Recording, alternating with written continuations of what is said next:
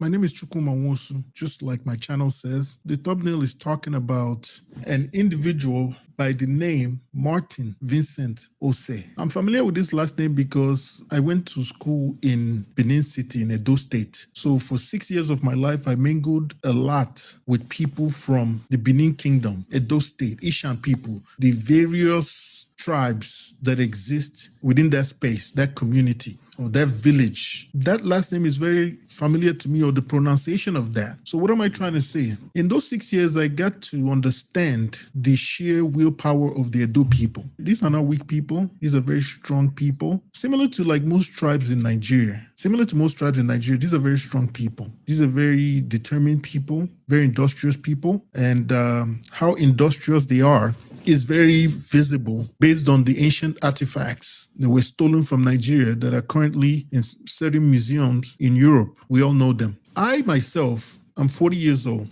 I was born September 5th, 1985. The individual that I'm talking about, he's 32 years old. He was born, based on my research, because I researched this individual. I have a couple of his information and stats about him and his profile. He was born April 8th, 1994. Okay, so he was born about 9 years after I was born. I'm not trying to say that age has anything to do with your level of wisdom or your level of knowledge. Absolutely not. Experience has a lot to do with that. Experience has a lot to do with your level of knowledge, your level of wisdom. That's where your ultimate gift comes from. Because the more a man experiences in a lifetime, the more strong-willed that man is, the more sense of direction that man has. And there's so many other things that could be said about a man that has come into the rite of passage of manhood. And before we get to that point, sometimes when you don't have that frame of mind that is pertaining to manhood, you tend to exhibit something called youthful exuberance. Youthful exuberance could make people jump the gun and do things that they don't intend to, things that they are not well calculated. At the bottom of the thumbnail, I said, let's talk about this strategically, right? Because I've been watching and listening and coming across and hearing a lot of information about VeryDarkMan. VeryDarkMan was born, like I said, April 8, 1994. Abacha had just taken over from Shenikon, and we had just come from the grueling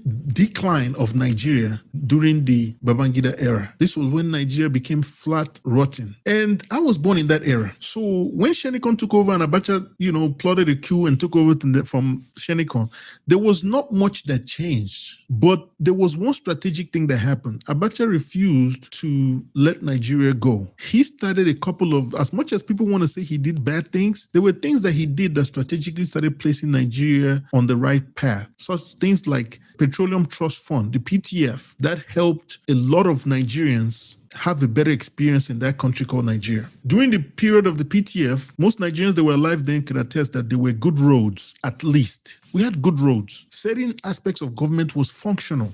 And even certain truths are coming out now that some of the funds that Abacha looted was because he needed to move those funds to be able to run Nigeria effectively, because remember, Nigeria was placed under sanctions. So these are the circumstances that relate Martin Vincent Ose with myself. So I was born in an era of corruption, and he came into this world in a period that actually transcended and continued that era of corruption in a world view, because the world view or the perspective of the world that Abacha was a corrupt man. So these were the times that he came in. For us, people like myself, our parents were the ones funding our lifestyle. They were the ones footing the bill and taking care of things. So we did not know what life meant. We did not know what life was what. We did not know what difficulty, like what it took to earn $1. In the case of myself, my father, I had a very industrious father and mother, so they took care of me. But I do not know the circumstances in which this young man grew up.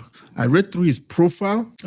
He was born in some part of Edo State. I think Abenedo or something like that, in Edo State. I'm not familiar with every aspect, every part of Edo, but Benin City, I know Ring Road, I know a couple of places. I know Murtala Mohammed, I know this place, I know a few places. So it's not the most familiar place to me. But what I wanted to talk about in this video was the energy and the zeal of this young man. I have a couple of points that I'm going to go over here. I want to talk about the energy and zeal of this young man. Being born in Nigeria is not a very easy thing. There's a an effect that Nigeria has on people that are currently in that environment. It's called the Nigerian effect. Like when they say Nigeria has happened to somebody, like don't let Nigeria happen to you. Nigeria has happened to all of us. It has happened to me in different ways, even to the point of losses that I've experienced in my family. But what I want to say to VeryDarkMan is this. If you're listening, VeryDarkMan, or if you watch this video at any point, please do not let your energy, your zeal, and your need for change go to waste, right? There's nothing wrong with the level of energy you have. There's nothing wrong with the zeal in which you're pursuing this. But sometimes we can have the right energy,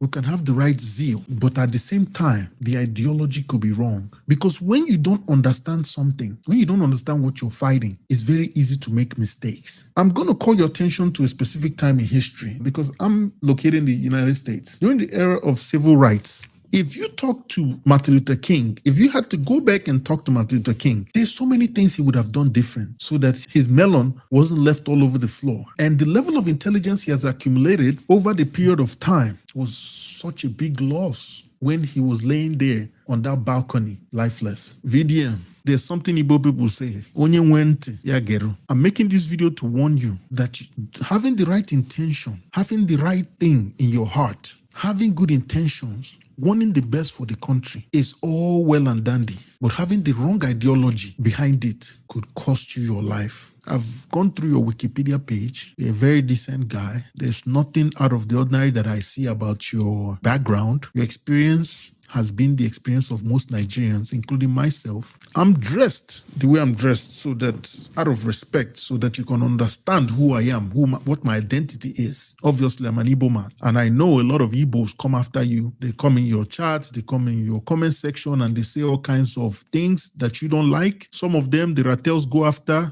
and so many things transpire. But I'm not here to talk to you as an enemy. I'm here to approach you as a brother and call to your attention the intrinsic value that you have as a social media influencer and someone that has garnered the attention of the high and mighty in Nigerian society. VDM, do not let that go to waste. Do not let that go to waste. When it comes to approaching societal issues, when it comes to attacking issues with government, extreme caution needs to be applied and extreme strategy needs to be applied.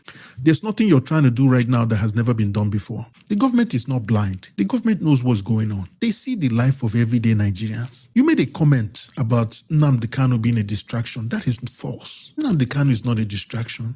Okay? Nnamdi Kanu is not a distraction. Can you call Nnamdi Kanu a distraction? Are you a madman? Is something wrong with you? Nnamdi Kanu is not a distraction. Nnamdi Kanu was just, equate him to John the Baptist. He was the forerunner that was telling everybody in Nigeria about the intentions of the Fulani to take over Nigeria, to take over land. Because I've come to understand you don't have concrete and crystallized ideology about what's going on in Nigeria. The Fulanis are after the land. They are not after Islamization. If they Islamize you, they don't want you alive. If the goal was to Islamize the existing human beings there, they would just have the people pledge that they vow to follow the Quran. But the Fulanis understand something that you don't understand. They understand something very intricate that you do not get. That the ideology sitting in the head of the average Nigerian, people your age, people my age, is going to be very difficult to win them over. And the Fulanis are ready to start over. They are not after Islamization. They are after taking possession, just like how the so-called Israelites took over went to the land of the Canaanites, conquered the Canaanites and took over their land. That's what the Fulanis are after. If you don't understand it now, force only responds to force. Like I said, the Nigerian government is not blind. They see what's going on. What you're trying to do, fella has done, you know? Now here I do,